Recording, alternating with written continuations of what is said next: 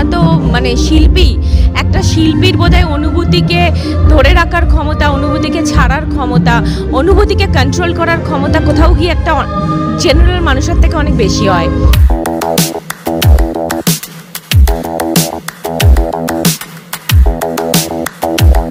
নমস্কার, 24/7 তাজা সমাচারের সমস্ত দর্শককে এবং পাঠকদের জানাই অনেক অনেক শুভেচ্ছা, ভালোবাসা। খুব ভালো থাকুন, stay tuned, all the best. 24/7 ताजा समाचार के पाठकों के लिए मेरी तरफ से हार्दिक शुभकामनाएं। 24/7 ताजा समाचाরের সমস্ত দর্শককে জানাবো অনেক অনেক শুভেচ্ছা। 24/7 ताजा समाचार समस्त दर्शकों जानाচ্ছি आंतरिक शुभेच्छा। This is Madhur Bhandarkar and आप देख रहे हो 24/7 ताजा समाचार। Best wishes.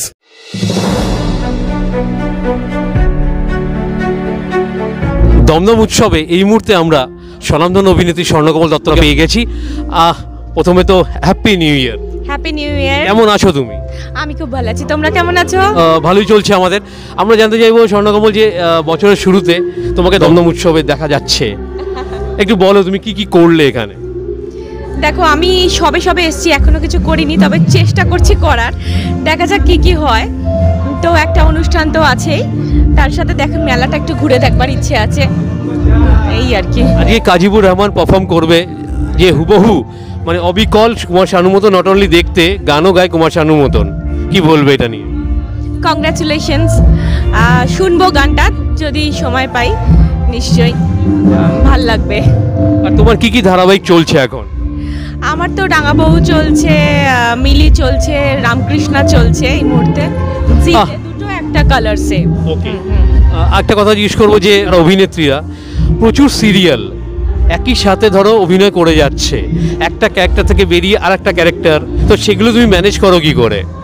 বিভিন্ন রকম সেটস থাকে, একটা পজিটিভ থাকে, একটা নেগেটিভ থাকে, কখনো মানে নিউট্রাল থাকে না। ম্যানেজ বলতে কি, এটাই তো আমাদের কাজ, মানে ম্যানেজ করাটাই তো কাজ। ইনফ্যাক্ট আমাদের বিভিন্ন চরিত্রের মধ্যে ঢোকা বেরোনো, সুইচ অন সুইচ অফটাই আমাদের কাজ। তো সেটা করতে করতেও কিছুটা ইউজ টু হয়ে গেছি, একটা চরিত্রের মধ্যে ঢুকে গেলে তারপরে অ্যাজ ইউজুয়াল চলতে থাকে আর কি। এই যে সুইচ অন সুইচ অফ যেটা তুমি বললে, কি ধরনের রিসার্চ ওয়ার্ক থাকে এর মধ্যে? এর মধ্যে দেখো, একটা তো প্র্যাকটিস তো বটেই, বহু বছর ধরে, লাস্ট 20 ইয়ার্স আমার এটা প্র্যাকটিসের মধ্যে আমি আছি।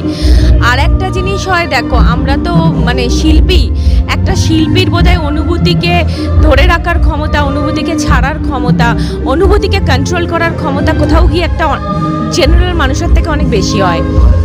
এবং আমরা বেশি ইমোশনালও হই, তাই চট করে ভুলতে পারি, চট করে কাঁদতে পারি, চট করে হাসতে পারি, চট করে হাসাতে পারি, কাঁদাতে পারি, সবটাই পারি। এখন অবধি সব থেকে চ্যালেঞ্জিং ক্যারেক্টার তোমার কোনটা মনে হয়েছে? এই রে, সেগুলো অনেকগুলোই বলতে, যেকোনো একটা যদি তুমি আমাদেরকে একটু হাইলাইট করো আর কি।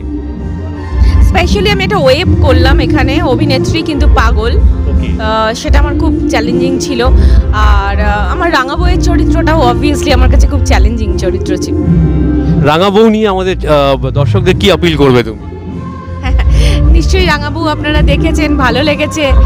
আমাকেও অনেক আমার ওখানে নেগেটিভ সেটস ছিল, তো আমি অনেক দুষ্টু কথা শুনেছি, বাজে কথা শুনেছি, এনজয় করেছি। তো আপনারা এভাবেই আমাদের আশীর্বাদ দিয়ে যান।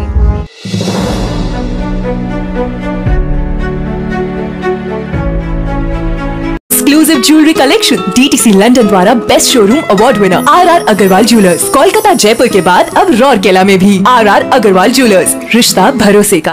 24/7 তাজা সমাচারের সকল দর্শকদেরকে আমার পক্ষ থেকে অনেক অনেক শুভেচ্ছা।